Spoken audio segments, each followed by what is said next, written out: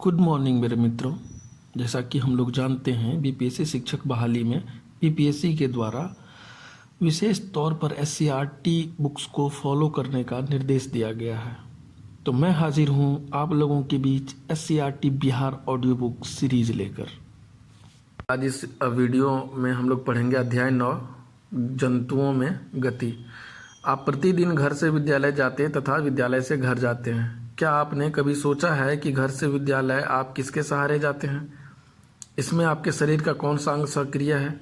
जब आप कुछ लिखते हैं तब शरीर का कौन सा भाग गति करता है? जब आप किसी को मुड़कर देखते हैं तो शरीर का कौन सा हिस्सा मुड़ने में सक्रिय होता है? आप कभी धीरे धीरे चलकर, दौड़कर या कूदकर एक स्थान से दूसरे स्थान पर जाते हैं? आपने बाग, बगीचे, खेत खलिहान में दौड़ते हुए जंतुओं को देखे होंगे। आप यह अवलोकन करें कि ये सभी जंतु शरीर के किस अंग का उपयोग गति में करते हैं तथा गति किस प्रकार करते हैं। जब आप एक स्थान से दूसरे स्थान पर जाते हैं तो इस प्रकार के गति को गमन कहते हैं। आप एक स्थान पर स्थिर होकर लिखते हैं, किसी को मुड़कर देखते हैं या किसी भी दिशा में शरीर को झुकाते हैं तो इसे शरीर के अंगों की गति कहते हैं। क्या आपने कभी बैल, गाय तथा भैंस को एक जगह स्थिर रहते, उसे पूंछ हिलाते या जुगाली करते देखा है? इसे गमन गति कहेंगे, गमन कहेंगे या गति कहेंगे। आप शरीर में होने वाली गतियों का अनुभव कीजिए तथा सूचीबद्ध कीजिए कि शरीर में किस प्रकार की गति हो रही है। अपने मित्रों तथा अध्यापकों से चर्चा करते हुए तालिका 9.1 में दिए गए जंतुओं में गमन करने में प्रयुक्त होने वाली अंगों तथा गमन के प्रकार को भरें। तालिका 9.1, इसमें जंतु के गमन के प्रकार भरने हैं आपको। पहला कॉलम है जंतु, दूसरा है गमन में प्रयुक्त अंग और तीसरा है गमन के प्रकार। तो उदाहरण स्वरूप जैसे गाय गमन में प्रयुक्त अंग पैर और गमन के प्रकार में चलती है। ऐसे ही सांप में संपूर्ण शरीर और फिर गमन के प्रकार में रेंग कर। अपने आसपास अन्य जंतु किस प्रकार से गति करते हैं तथा उसकी गति अथवा गमन करने में कौन सा अंग भाग लेता है, उपर्युक्त दी गई तालिका में भरें। तालिका 9.1 में दिए गए जंतुओं के गमन में विविधता है। मानव शरीर में गतियाँ। जंतुओं की विविध गतियों पर ध्यान देने से पहले अपने शरीर की गतियों पर ध्यान दीजिए। विद्यालय में शारीरिक व्यायाम करते समय अपने शरीर की गति पर गौर कीजिए। अपने हाथ की उंगलियों, कलाई को मोड़ने, बाँह एवं हाथ की गति पर ध्यान दीजिए तथा शरीर के विभिन्न हिस्सों से गति करने का प्रयास कीजिए। इसका अवलोकन तालिका 9.2 में नोट कीजिए। अब इसमें जो कॉलम बने हुए हैं, एक है शरीर का भाग, फिर उसके बाद है गति, और गति के अंदर और भी सब कॉलम्स बने हुए हैं। पहला है पूर्णतः घूमता है, फिर है अंशतः घूमता या मुड़ता है, फिर है झुकता है, उठता है, गति बिल्कुल नहीं करता है। और यहाँ पे फिर हाथ की उंगलियाँ, कलाई, कोहनी, बाँह, गर्दन, ऐसे ही। तो इसको भरना है कि कौन सा हिस्सा किस तरह का गति करता है। अपने शरीर की विभिन्न प्रकार की गतियों का अवलोकन करते समय आपने यह जानने का प्रयास किया कि कुछ अंग किसी भी दिशा में आसानी से घूम सकते हैं तथा कुछ अंग एक ही दिशा में घूमते हैं। शरीर के कुछ अंग को हम नहीं घुमा सकते हैं। शरीर के अंगों में इस तरह की गतियों के क्या कारण हैं? क्रियाकलाप एक तख्ती को अपने हाथ पर चित्र में दर्शाई गई स्थिति के अनुसार डोरी या रस्सी से अपने मित्र की सहायता से बांध लीजिए तथा हाथ को मोड़ने का प्रयास कीजिए। क्या आप इसे मोड़ पाते हैं? इस प्रकार आप शरीर का ऐसा अंग जहां से वह मुड़ जाता है वहां पर इसे किसी छड़ या तख्ती को रखकर बांध लीजिए तथा मोड़ने का प्रयास कीजिए। क्या आप सभी अंगों को मोड़ पाते हैं? संधि अथवा जोड़। शरीर के अंग जहां मुड़ते हैं उस हिस्से को संधि या जोड़ कहते हैं। यदि शरीर में ये संधियां न हो तो हमारे शरीर में गति संभव होगी। शरीर की विभिन्न संधियां कैसे बनी हैं? आप अपनी उंगली द्वारा शरीर के विभिन्न हिस्से जैसे हाथ, पैर, उंगली को दबाइए। इन हिस्सों को दबाने पर आप अनुभव करेंगे कि आपकी उंगली किसी कठोर चीज़ को दबा रही है। यह कठोर संरचनाएं अस्थियां हैं। शरीर के अंग जहां से मुड़ते हैं वास्तव में वे अस्थियों का संधि स्थल है। अनेक अस्थियां एक दूसरे से जुड़ी रहती हैं। शरीर को मोड़ने, घुमाना, झुकाना इस बात पर निर्भर करता है कि संधि स्थल पर अस्थियां एक दूसरे से किस प्रकार जुड़ी हैं तथा संधि स्थल की बनावट क्या है। विभिन्न गतिविधियों एवं विभिन्न प्रकार की गतियों के लिए हमारे शरीर की बनावट के अनुसार विभिन्न प्रकार की संधि होती है। हमारे शरीर के विभिन्न हिस्सों की संधि की बनावट अस्थियों के संधि स्थल पर अस्थि की बनावट पर निर्भर करती है। शरीर को मुड़ने की प्रकृति इसी संधि पर निर्भर करती है। इस प्रकार हमारे शरीर में अस्थियों का बना ढांचा पाया जाता है। इसे कंकाल या कंकाल तंत्र कहते हैं। शरीर की विभिन्न संधियों की संरचना के साथ हम कंकाल के विभिन्न हिस्सों को समझने का प्रयास करेंगे। परिशिष्ट एक में अपनी हड्डियों की जांच देखें। अपनी पुस्तक में परिशिष्ट एक में एक कंकाल के चित्र को काट लीजिए। प्रयोग द्वारा जिन हड्डियों को आप महसूस कर सकें और पहचान सकें उन्हें चित्र में रंग भरकर दिखाते जाइए। संधियां, जोड़ अथवा जोड़ के प्रकार। हम अपने हाथ, पैर, गर्दन, कोहनी, घुटने आदि विभिन्न अंगों की संधियों के विभिन्न प्रकार के बारे में जानेंगे। कंधे की संधि, कंदुक खल्लिका संधि, बॉल एवं स्क्वाट जॉइंट। क्रियाकलाप 2। कंधे की हड्डी और हाथ की हड्डी के जोड़ को समझने के लिए एक छोटा फ्यूज बल्ब को एक नारियल के खोल में रखकर चारों दिशा में घुमाने का प्रयास कीजिए तथा एक कागज का बेलन बनाकर किसी पुराने छोटे रबर के गेंद के छेद में डालकर किसी कटोरे में घुमाने का प्रयास कीजिए। क्या बल्ब नारियल की खोल में या रबर का गेंद कटोरे में आसानी से सभी दिशाओं में घूमती है? क्या कागज का बेलन भी कटोरे के चारों ओर घूमता है? कागज के बेलन की तुलना हाथ तथा गेंद को हाथ के एक सिरे से कर सकते हैं। अब यहाँ पे मानव कंकाल का जो है वो फिगर बना के दिया गया है।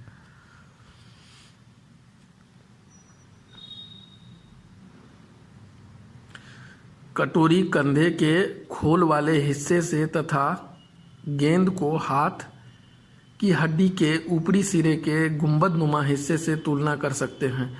हाथ की हड्डी का ऊपरी गोल वाला हिस्सा कंधे की कटोरी रूपी खोल अर्थात गुहिका में धंसा रहता है। हाथ की हड्डी का गोल हिस्सा कंधे की अस्थि गुहिका में स्वतंत्र रूप से घूमता है। आप अपने हाथ के कंधे वाले हिस्से को घुमाकर देखिए, क्या हाथ स्वतंत्र रूप से चारों दिशाओं में घूमता है? किसी क्रिकेटर की बॉल फेंकते हुए हाथ की गति का अवलोकन कीजिए। कोहनी की संधि एवं घुटने की संधि, कब्जा संधि यानी कि हिंज ज्वाइंट। कोहनी की संधि पर से बांह के अगले हिस्से को चारों ओर घुमाने की कोशिश कीजिए। क्या आप अपने बांह के अगले हिस्से को कोहनी की संधि से उसी प्रकार घुमा पाते हैं जैसे पूरी तरह बांह को कंधे के संधि से घुमा पाते थे? कंधे और कोहनी के संधि में अंतर है।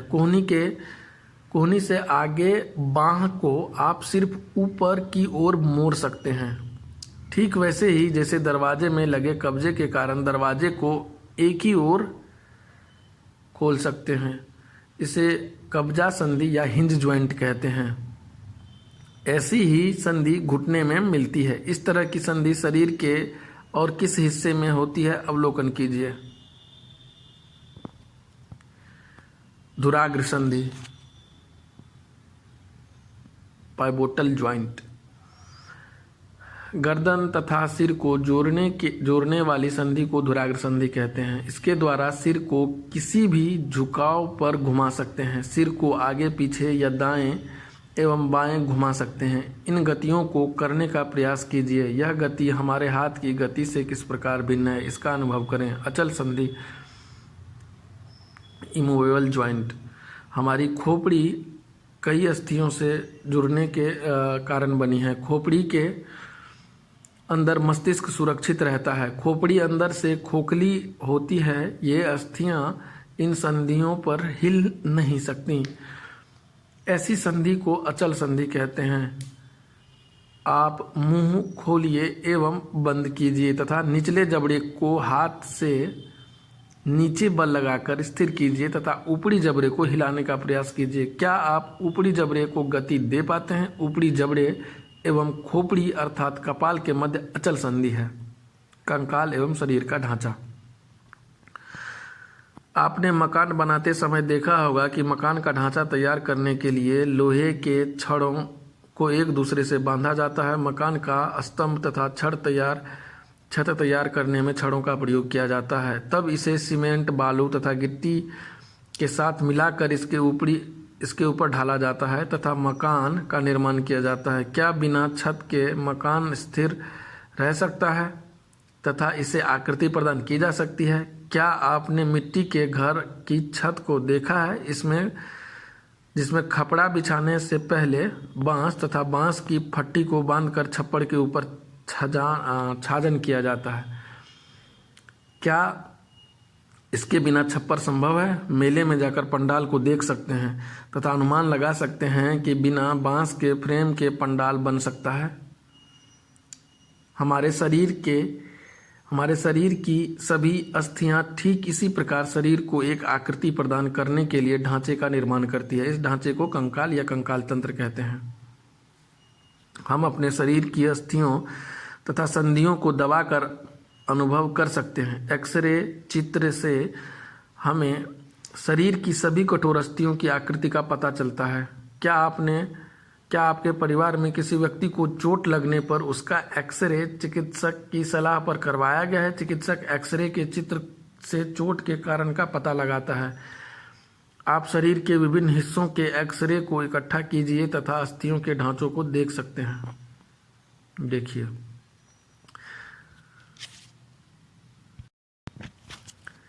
क्रियाकलाप 3।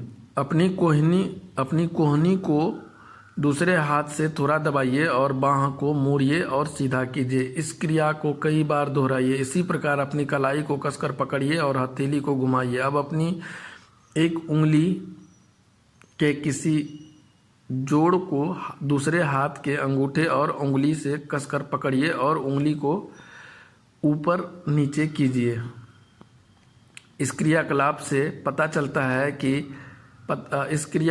क्या पता चलता है? क्या कंधे से लेकर हमारी उंगली तक आपकी बांह में एक ही हड्डी है? यदि नहीं तो बांह और हाथ के अलग अलग हिस्सों को मोड़कर या घुमाकर आप अधिक से अधिक कितनी अस्थियों के बारे में गिन सकते हैं? इसी तरह पैर की अस्थियों के बारे में पता करने का प्रयास कीजिए। आप देख चुके हैं कि अस्थियों को हिलाने डुलाने के लिए उनके साथ पेशियां जुड़ी रहती हैं। ये पेशियां अस्थियों से एक विशेष प्रकार के रेशों से जुड़ी रहती है। इन रेशों को कंडरा या टेंडोन कहते हैं। इसी प्रकार दो अस्थियां आपस में विशेष प्रकार के रेशों से जुड़ी रहती है। इन रेशों को स्नायु या लिगामेंट कहते हैं। पसली पिंजर। क्रियाकलाप 4। गहरी सांस भरकर इसे कुछ समय तक रोके रखिए। अपनी छाती एवं पीठ को दबाकर अपनी अस्थियों का अनुभव कीजिए। छाती की पसली अस्थियों को आप गिन सकते हैं। आप अनुभव करेंगे कि पसली की अस्थियां विशिष्ट रूप से मुड़ी हुई हैं तथा पीठ से होते हुए रीढ़ अर्थात मेरुदंड तक चली गई हैं। ये पसली पंजर एक पिंजरा के तरह रचना बनाती हैं। आप पता कीजिए कि इस पसली पिंजर के अंदर कौन कौन से अंग हैं। आप अपने मित्र को आगे की ओर बिना घुटना मोड़े झुकाइए तथा पांव की उंगलियों को छूने को कहिए। आप उसके पीठ के बीच ऊपर से नीचे थोड़ा दबाकर स्पर्श कीजिए। क्या आपको एक लंबी एवं कठोर संरचना का अनुभव होता है? आपके द्वारा अनुभव की गई संरचना उसका मेरुदंड है। यह अनेक छोटी छोटी अस्थियों से बना है। इन छोटी छोटी अस्थियों को कशेरुक कहते हैं। यदि यह मेरुदंड एक ही अस्थि से बना होता तो क्या आपके मित्र झुक पाते? अपने मित्र को खड़े होकर हाथों से उसके दीवार को धक्का लगाने को कहिए। आप देखेंगे कि जब आपका मित्र दीवार पर धक्का लगाता है तो उसके कंधे के समीप दो उभरी हुई अस्थियां दिखाई देती है। इन्हें कंधे की अस्थियां कहते हैं। कंधे की अस्थियों को अंश अस्थियां कहते हैं। कमर की अस्थियों को श्रेणी अस्थियां कहते हैं। यह बॉक्स के समान एक ऐसी संरचना बनाती है जो आमाशय के नीचे पाए जाने वाले विभिन्न अंगों की रक्षा करता है तथा इनको स्थिर रखने के लिए धरातल बनाता है। औरतों में यह थोड़ा बड़ा और ज़्यादा कटोरा नुमा होता है तथा माता के गर्भ में पल रहे शिशु को स्थिर रखता है। उपास्थि क्रियाकलाप 5। आप अपने कान को छूकर तथा नाक को हिलाकर देखिए। आप क्या अनुभव करते हैं? कान का ऊपरी तथा निचला हिस्सा आसानी से मोड़ा जा सकता है। ये अस्थि की तरह कठोर नहीं होते हैं बल्कि लचीले होते हैं। इसे उपास्थि कहते हैं। अपने कंकाल के संदर्भ में शरीर की अस्थियों का अनुभव किया। आपने कंकाल के संदर्भ में शरीर की अस्थियों का अनुभव किया तथा यह भी जाना कि बाँह, कोहनी, पैर तथा घुटने की अस्थियों से मांसपेशियां जुड़ी है। जब आप हाथ को फैलाकर मोड़ते हैं तथा पांदांगुली के सहारे खड़े होते हैं तो बाँह या घुटने के पीछे की मांसपेशी संकुचित होकर फूल जाती है तथा सामान्य अवस्था में पूर्ववत स्थिति में आ जाती है। पेशियों के संकुचन से अस्थियों की संधियों पर झुकाव होता है तथा शिथिलन से संधियां अपनी पहली स्थिति में आ जाती हैं। पेशियों के संकुचन तथा शिथिलन से शरीर में हलचल अथवा गति होती है। इसी मांसपेशी तथा अस्थियों के सहारे हम शरीर में गति या एक स्थान से दूसरे स्थान तक गमन करते हैं। अब आप जिन जिन हड्डियों को ढूंढ पाए हैं उनको अपने कंकाल के चित्र में पेंसिल या रंग से भरा होगा। उनको आपने कंकाल के चित्र में पेंसिल या रंग से भरा होगा। अपने साथियों के चित्र को देखकर पता लगाइए कि आपके अन्य साथियों ने कौन सी अतिरिक्त हड्डियां ढूंढ ली हैं। इन हड्डियों को भी अपने शरीर में ढूंढिए और अपने द्वारा बनाए गए चित्र में दिखाइए। जंतुओं में गति। कुछ जंतु दौड़ते हैं, कुछ रेंगते हैं। आपने यह भी देखा है कि मछली जल में तैरती है। गमन करने की इतनी विविधताएं क्या कारण है? क्रियाकलाप 6। खेतों या बगीचों में केचुए को चलते हुए देखिए। उसे किसी कांच की पट्टी, टाइल, खपड़ा इत्यादि पर रखकर गौर से देखिए। केचुए का शरीर एक सिरे से दूसरे सिरे तक अनेक छल्लों का बना हुआ प्रतीत होता है। केचुए को थोड़ा दबाकर अनुभव कीजिए, यह मुलायम प्रतीत होता है। केचुए के शरीर में अस्थियां नहीं होती, इसके शरीर में पेशियां होती है।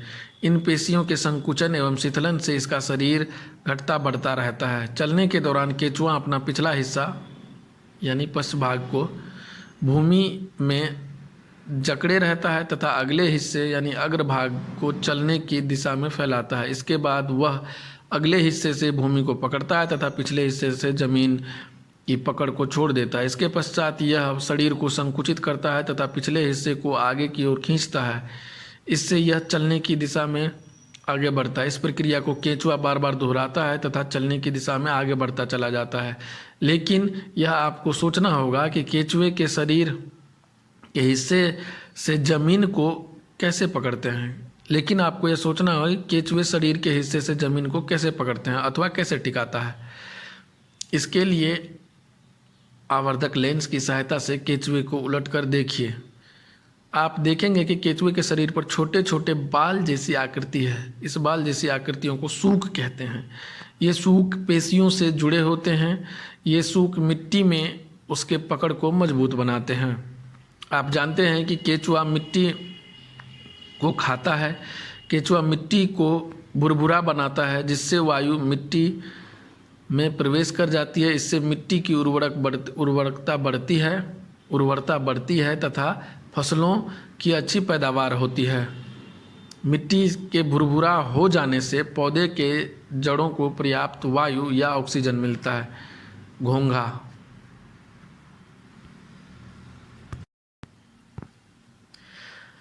क्रियाकलाप 7। आपने खेत या बगीचे में घोंघा को चलते हुए देखा होगा। चलते हुए घोंघा का अवलोकन कीजिए। घोंघा का शरीर कठोर चीज़ों से ढका रहता है, इसे कवच कहते हैं।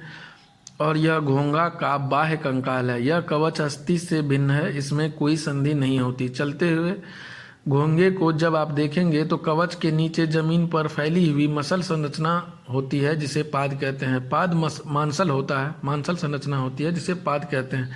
पाद मांसल होता है तथा दृढ़ पेशियों का बना होता है। पाद में लहरदार गति के साथ चलने की दिशा में घोंघा आगे बढ़ता है। घोंघा के मांसल पाद को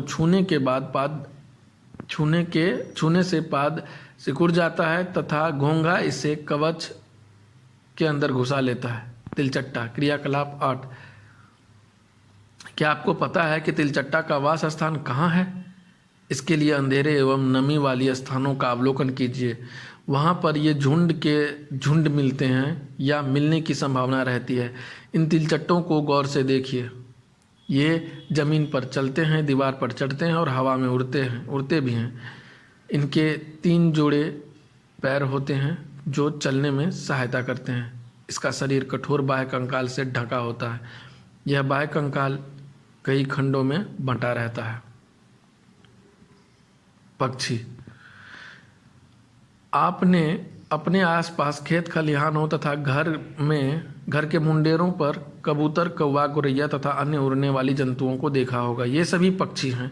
पक्षी हवा में उड़ते हैं तथा जमीन पर चलते हैं। इनका शरीर उड़ने के लिए अनुकूलित होता है। इनकी अस्थियां खोखली परंतु मजबूत होती हैं। अस्थियों के खोखले हिस्से को वायु प्रकोष्ठ कहते हैं, जिसमें हवा भरी रहती है। अस्थियों के वायु प्रकोष्ठ में हवा भरे रहने के कारण इनका शरीर हल्का रहता है। अग्रपाद की अस्थियां रूपांतरित होकर पक्षी का डैना अर्थात पंखा बनाती है। वक्ष की अस्थियां नाव के आकार की होती हैं, जिससे मोटी पेशी लगी रहती है।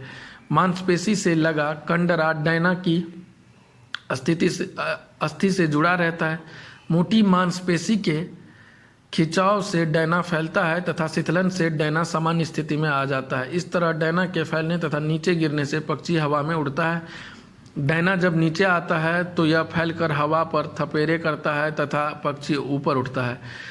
ऊपर ले जाते समय डैना शरीर से सटा रहता है ताकि विपरीत दिशा में थपेड़े नहीं लगे। आप कुछ ऐसे पक्षियों का अवलोकन कीजिए जो पानी पर तैरते हैं तथा कुछ ऐसे पक्षी जो ज़्यादा नहीं उड़ पाते। इसकी एक सूची बनाइए। मछली। क्रियाकलाप 9। आप कागज की नाव बनाना जानते होंगे। यदि नहीं जानते हैं तो अपने मित्र से नाव बनाकर पानी में तैराइए। नाव पानी में तैरने लगी। आप नाव के अग्रभाग तथा पश्चभाग को देखिए तथा उसकी तुलना मछली के शरीर की बनावट से कीजिए। आपको दोनों में कुछ समानताएं नजर आएंगी। मछली का अगला तथा पिछला हिस्सा नाव से मिलता जुलता है। मछली के शरीर की यह आकृति उसे तैरने में मदद करती है। क्या पक्षियों का भी अगला तथा पिछला हिस्सा नुकीला होता है? इस तरह मछली को तैरने तथा पक्षी को उड़ने के लिए ऐसी बनावट क्यों जरूरी है? मछली की ऐसी आकृति धारा रेखीय आकृति कहलाती है। इसकी विशेष आकृति के कारण जल इधर उधर बहकर निकल जाता है और मछली जल में सरलता से ऊपर तैर सकती है। मछली के शरीर के अगले तथा पिछले हिस्से के निचले भाग में पक्ष लगा होता है। उसकी पूंछ पर भी पक्ष लगे होते हैं। मछली का कंकाल दृढ़ पेशियों से ढका रहता है। मांसपेशियों के संकुचन तथा शिथिलन से ये पक्ष यानी फिन को ऊपर नीचे तथा अगल बगल करती हैं तथा शरीर को थोड़ा तरंग गति देकर तैरने की दिशा में आगे बढ़ती हैं। क्या आपने कभी ध्यान दिया है कि गोताखोर अपने शरीर के अपने पैरों में इन पक्षों की तरफ फ्लिपर पहनते हैं? क्या आपने कभी ध्यान दिया कि गोताखोर अपने पैरों में इन पक्षों की तरफ फ्लिपर पहनते हैं जो उन्हें जल में तैरने में सहायता करते हैं? सर्प। आपने सपेरा को सांप चलाते हुए देखा होगा। क्या यह सीधी चलती है? सर्प का मेरुदंड लंबा तथा बहुत लचीला होता है। सर्प के शरीर में अनगिनत वलय होते हैं। ये वलय मांसपेशियों के मदद से लहरदार गति उत्पन्न करते हैं। लहरदार गति में शरीर के कुछ हिस्सों के वलयों का एक छोर संकुचित होता है तथा दूसरा छोर फैलकर आगे बढ़ता है। पुनः फैला हुआ वलय का हिस्सा संकुचित होता है तो संकुचित हिस्सा फैलता है। इस तरह वलय आगे की ओर धक्का देता है। इस तरह आपने विभिन्न जंतुओं को गति प्रदान करने वाली अस्थियों एवं पेशियों के बारे में जानकारी प्राप्त की है और स्वयं की गति की भी जानकारी प्राप्त की है। हमने सीखा अस्थि एवं उपास्थि मानव कंकाल बनाता है। यह शरीर का पिंजर बनाता है और इसे एक आकृति भी देता है। कंकाल चलने में सहायक है तथा सभी आंतरिक भागों की सुरक्षा करता है। मानव कंकाल खोपड़ी, मेरुदंड, पसलियों, वक्ष की अस्थि, कंधे एवं श्रेणी मेखला तथा हाथ एवं पांव की अस्थियों से बनता है। पेशियों के जोड़े के एकांतर क्रम में सिकुड़ने तथा फैलने से अस्थियां गति करती हैं। अस्थियों की संधियां अनेक प्रकार की होती हैं। यह उस संधि की प्रकृति एवं गति की दिशा पर निर्भर करती है। पक्षियों की दृढ़ पेशियां तथा हल्की अस्थियां मिलकर उन्हें उड़ने में सहायता करती है।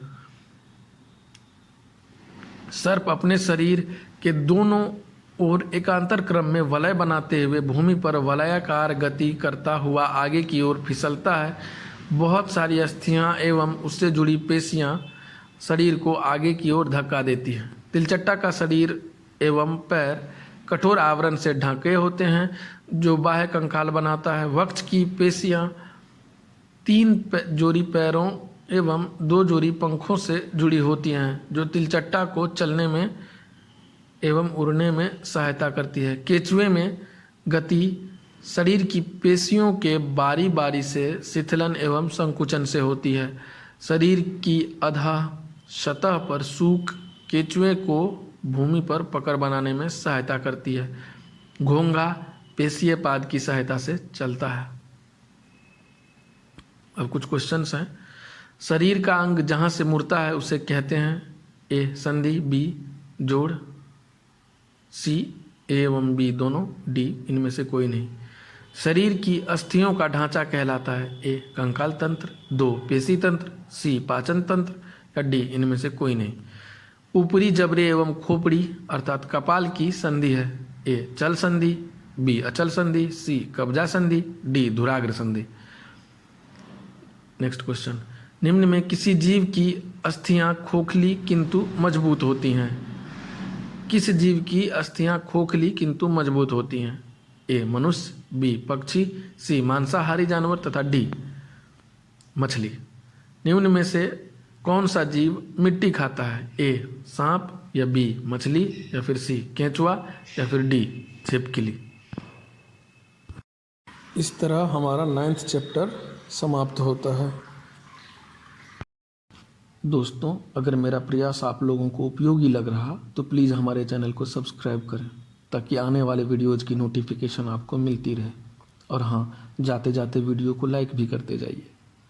तो फिर मिलते हैं इस सीरीज़ के अगले भाग में। तब तक खुश रहिए, मस्त रहिए। जय हिंद।